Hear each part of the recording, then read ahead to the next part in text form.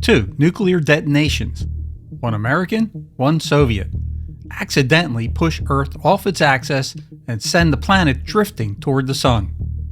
Weather patterns spiral out of control. The Earth is doomed unless more nuclear weapons are fired. This film never once shows a mushroom cloud, but it doesn't have to. It's an end-of-the-world thriller, 1960 style, that'll leave you feeling like you're sweating right along with the characters. Does humanity get a second chance? Let's find out. Fantasy, sci-fi, horror, rerun zone.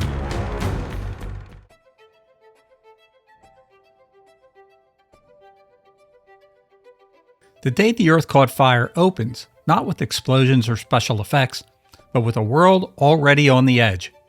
London is sweltering under record-breaking heat, water's being rationed, and tempers are fraying by the hour. In the middle of it all is Peter Stenning, a once great Daily Express reporter whose career has taken a nosedive thanks to booze and personal troubles.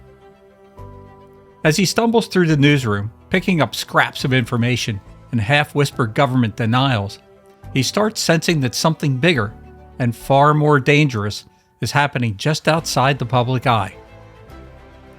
As Stenning digs deeper, he crosses paths with Jeannie, a young government telephonist who tips him off to a series of strange, synchronized nuclear tests carried out by the United States and the Soviet Union.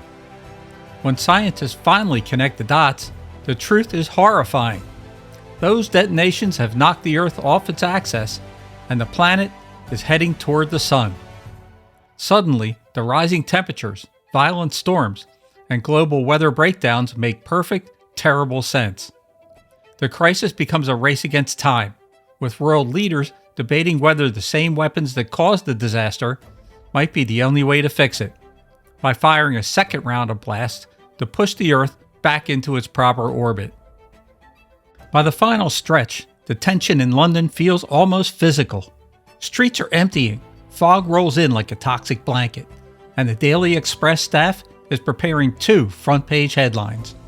One proclaiming humanity's salvation, the other announcing its doom.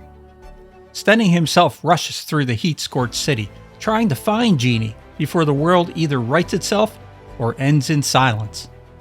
And then, just when the danger hits its peak, the story steers into one of the most gripping final stretches of any early 60s sci-fi film. No cheap effects, no bombastic heroics, just the fate of the world hanging in the balance while ordinary people try to hold on to hope.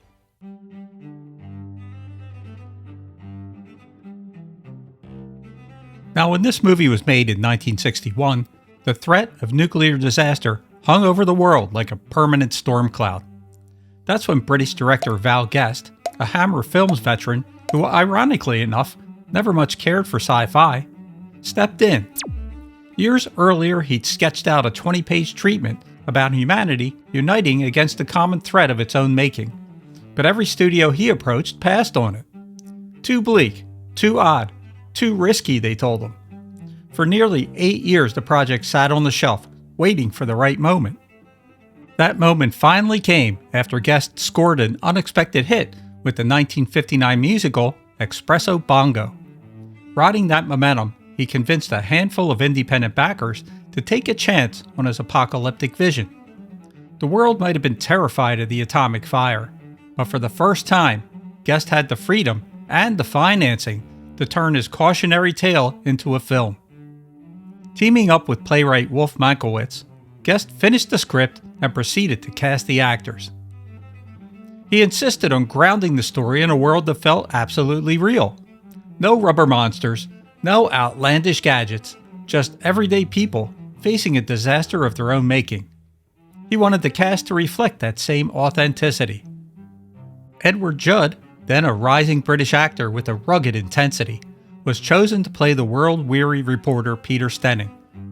Janet Munro, fresh off several family-friendly Disney productions, signed on for the role of Jeannie Craig, giving the film a warm, emotional center to balance the escalating global panic. And to lend the newsroom scenes real credibility, Guest brought in Leo McKern, whose booming presence helped anchor the Daily Express sequences. With his cast set and the script locked, Guest pushed forward with a vision that mixed hard-edged journalism, Cold War dread, and street-level humanity. Even before the cameras rolled, he knew he wasn't making a typical sci-fi adventure.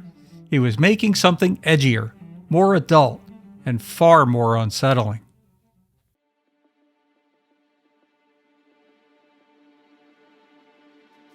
Filming started in May of 1961, with most of the interior work done at Shepperton Studios, and the rest captured right in the heart of London.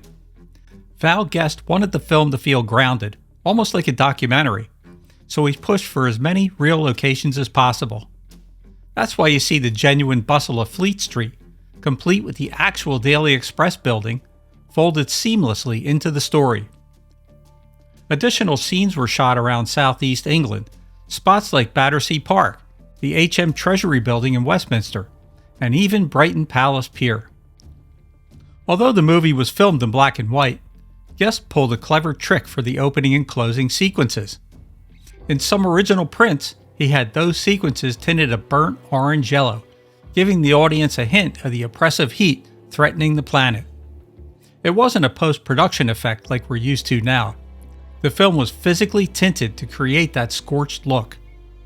The entire picture was captured on 35mm using the French dialoscope anamorphic process, which gave it a widescreen feel that most British productions of the time didn't have. If you've never seen this one, it's absolutely worth the ride. And that ending? It's one of those rare moments to make you sit up and think, oh wow, they actually went there? In the end, The Day the Earth Caught Fire is a reminder of how fragile everything really is, and how quickly the world can tilt when nobody's paying attention. It mixes the grit of real journalism with the kind of tension only early 60s filmmakers dared to leave unresolved. If you're a fan of intelligent sci-fi that doesn't talk down to you, this one earns its place on the must-watch list. So pour yourself a cool drink, dim the lights, and let this little British sci-fi thriller pull you back to a time when the world believed that the Doomsday Clock was just seconds from midnight. With its heat-soaked streets, razor-sharp performances, and an ending that still sparks debate, this film deserves to be rediscovered and kept alive. Give it a watch and see for yourself why this forgotten gem still burns hotter than ever. This is Rich from Rerun Zone. Thanks for watching, and good night.